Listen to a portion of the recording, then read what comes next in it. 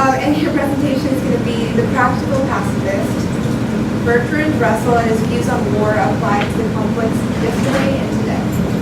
Yes, so as just stated, my name is Tolopilo. My mentor was Christopher Sleeper, and I'm looking forward to sharing with you guys what I have learned so far about Bertrand Russell and his views on war. Now, war, as we all know, is sort of a testing ground, not just for men and militaries and governments, but also for ideas. And war has a way of shaking the foundations of ideas that are not sound and strengthening those which are in line with reality. Now, one set of ideals which was tested by the most violent period of the 20th century was the set of ideas held by philosopher, mathematician, and Nobel laureate Bertrand Russell. Bertrand Russell began his intellectual career during the World War I period. He was a respected member of the intellectual community during World War II, and he was a senior intellectual in the world during the Cold War. And so his views altered and changed throughout these different conflicts as they represented different issues that he previously had not come across. And so, although his ideas are not, you might say, infallible, they do serve as a useful set of tools with which we can kind of analyze past conflicts and present conflicts as well. So my thesis is that Bertrand Russell's assessments of the crises of his era can be used as a powerful set of tools, as I just said, to analyze both past hostilities and those of the modern day and age. Now, first let's just understand where he came from. He was born on May 18th, 1872, and he was orphaned and he was actually born into a noble family. His grandfather was Lord John Russell and was Foreign Secretary to America during the time of the American Civil War. His father and mother were John and Catherine Russell, and they had the title of Viscount and Viscountess Amberley. So he was born really into a well-known family. Unfortunately, though, he was orphaned at the age of 3 after his father died of bronchitis and his mother died of diphtheria. And so he went to live with his grandparents. However, he was mostly raised by his grandmother, Frances, because his grandfather was an invalid by the time he went to live with them. He attended Cambridge University, Trinity College, in 1890, and this is where he really began to form his pacifistic countercultural beliefs. However, this set of beliefs that he began to form in Cambridge really first were tested by the Great War, or World War I. And he says in his autobiography, looking back, "The war shook my prejudices and made me think afresh on a number of fundamental questions." Fundamental questions such as human nature.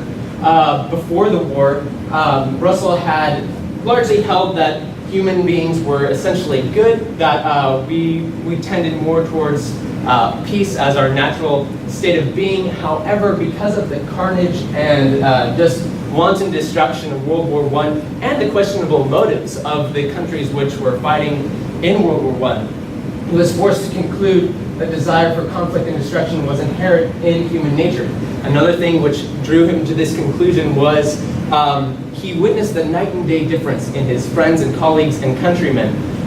Whereas before the war, several of his colleagues from Cambridge held pacifistic stances like himself. The day after World War I was declared, he saw them imbued with a warlike spirit in terms of they were 100% behind the war effort. And so he was a bit shocked by this, and it wasn't necessarily that inclination towards war was a random event that just randomly altered his friends, but more it was his failure to see that conflict is an inherent drive in human nature. This is confirmed by Irving Lewis Horowitz, whose career overlapped with Bertrand Russell. He was a sociologist and a respected thinker of his era. He says it is Russell's belief that the source of world conflicts is rooted in the human personality. This being the case, we find in Russell a prolonged search for a moral equivalent of war, something which will satisfy the passion for conflict without destroying the universe in the process of fulfillment. Now Russell began searching for solutions to this dilemma, and during World War I, he really felt that a world government must be established which was powerful enough to basically coerce strong world powers into not engaging in war.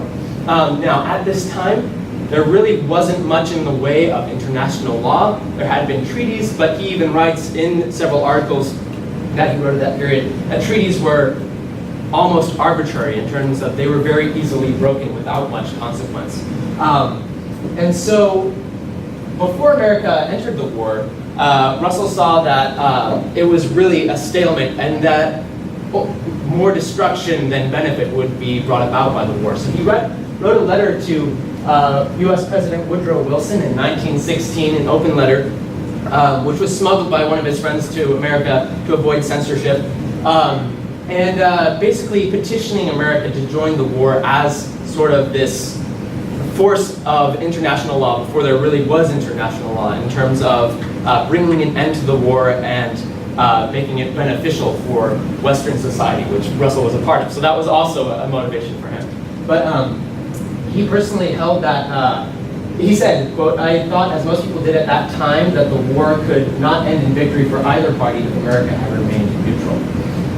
And so the first step taken towards global government after World War I was the League of Nations. Now, the League of Nations was not very successful. It was the brainchild of Woodrow Wilson, but America never ended up joining. And so it was really hamstrung, if you will, right from the beginning.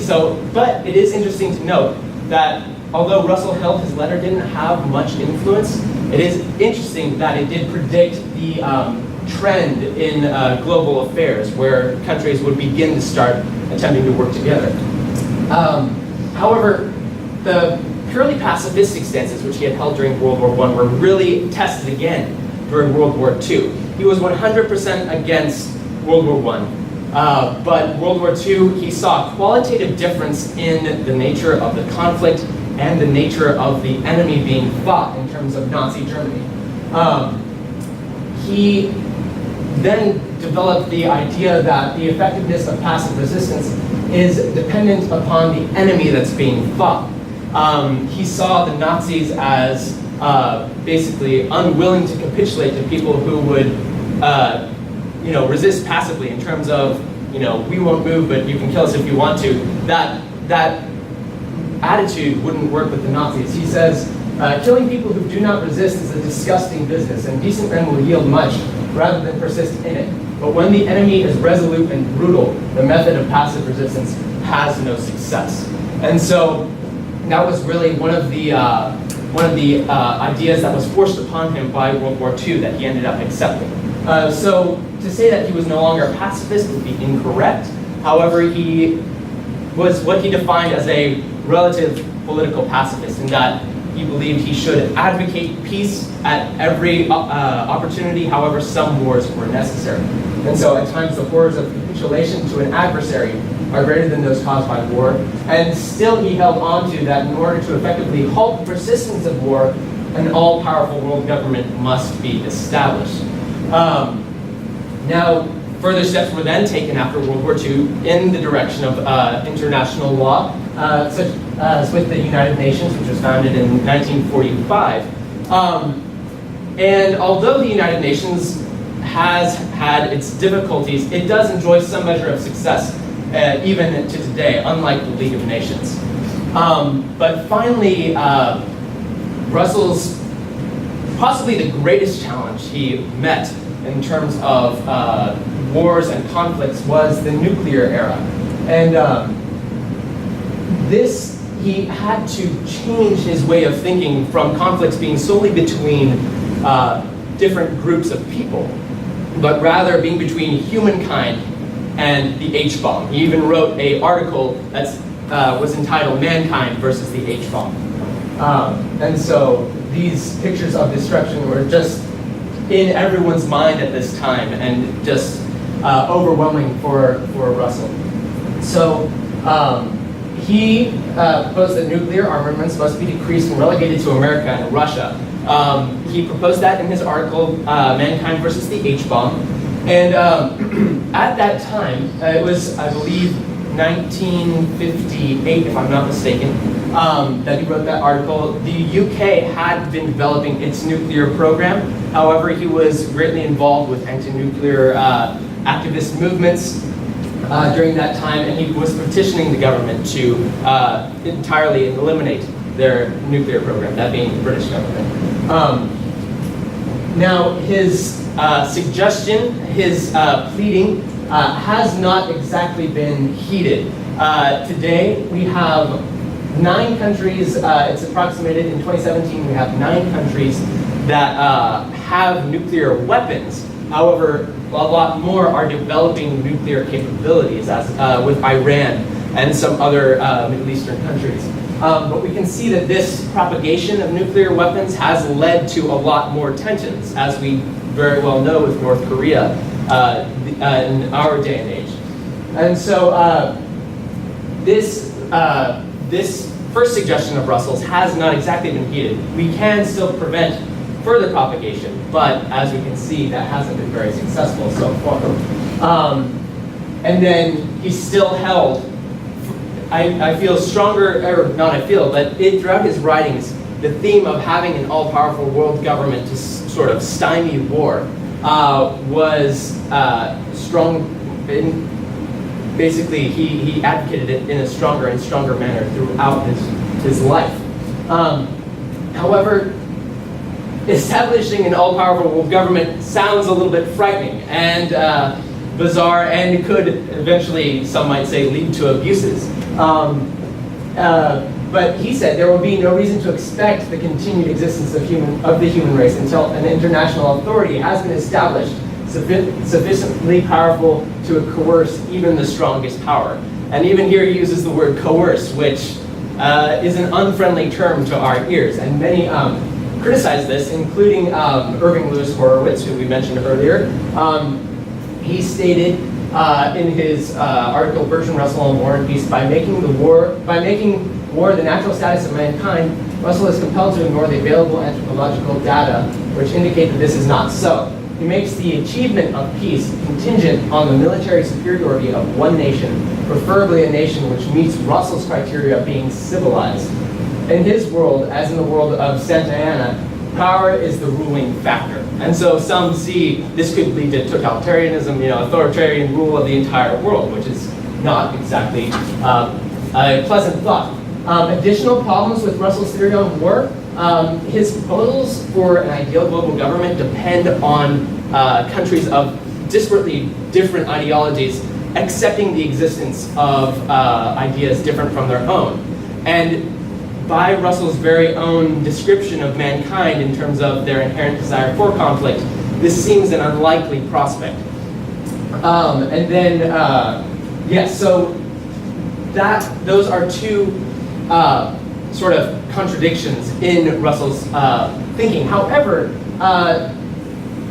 there have been cooperative efforts towards a global government, such as, even if they may not have been very successful as in the League of Nations, there have been more successful attempts as in the United Nations. So we do see that attempts like this can be successful.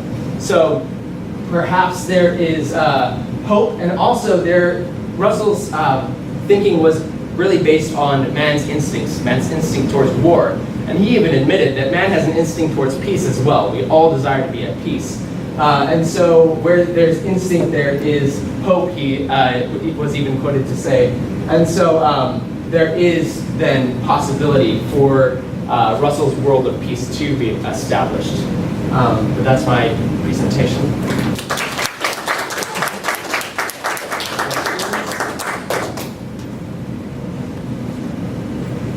Yes? Was he the first one, or like how early was he in suggesting that America should be world police? So,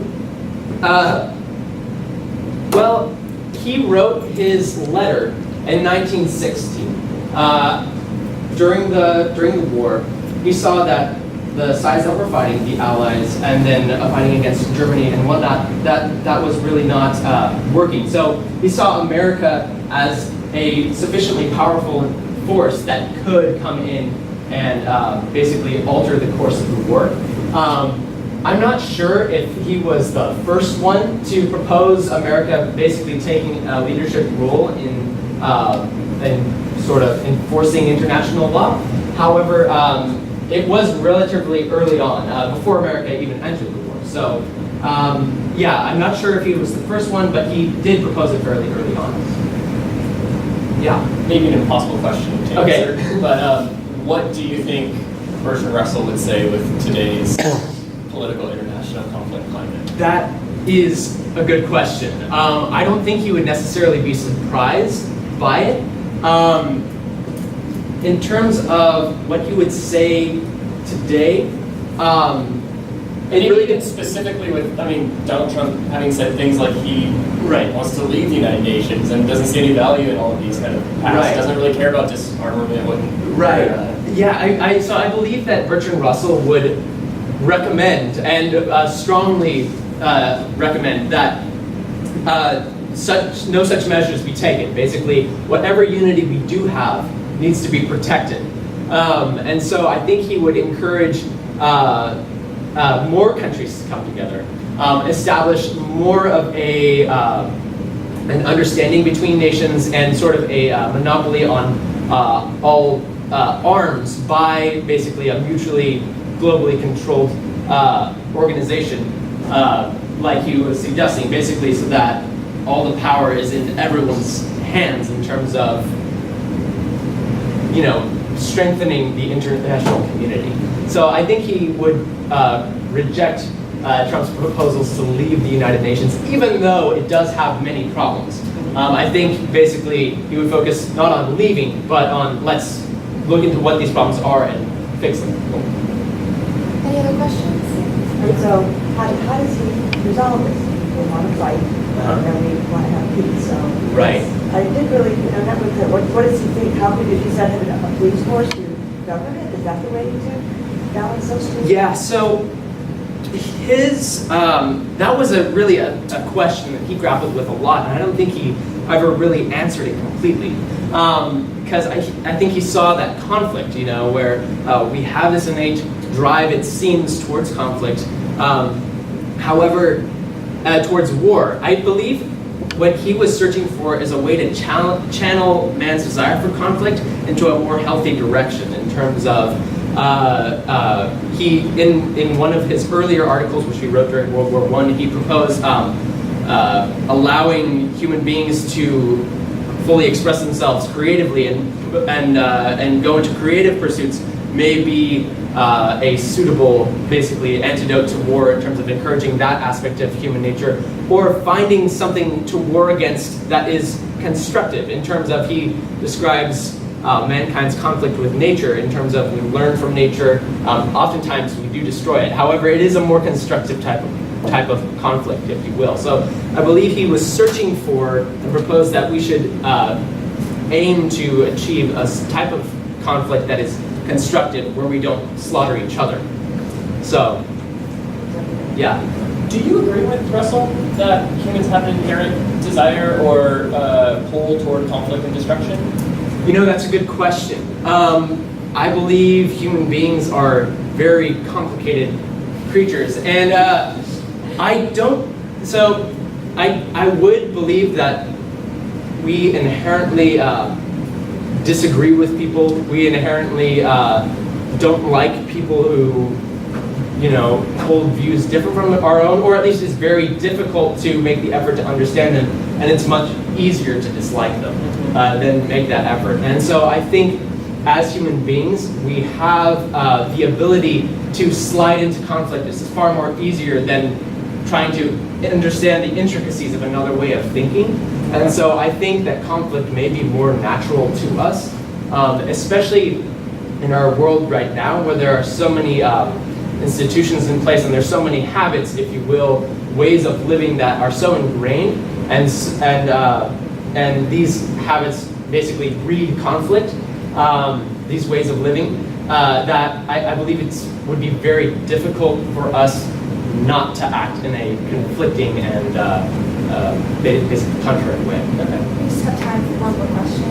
Do you think the access of so many more ideas and opinions that we have now due to technology and such makes us more set in our own ways and wanting to conflict with others, or more open to different ideas and like branching out to have opinions that take from many different people's ideals? Yeah, okay, so personally, I think both.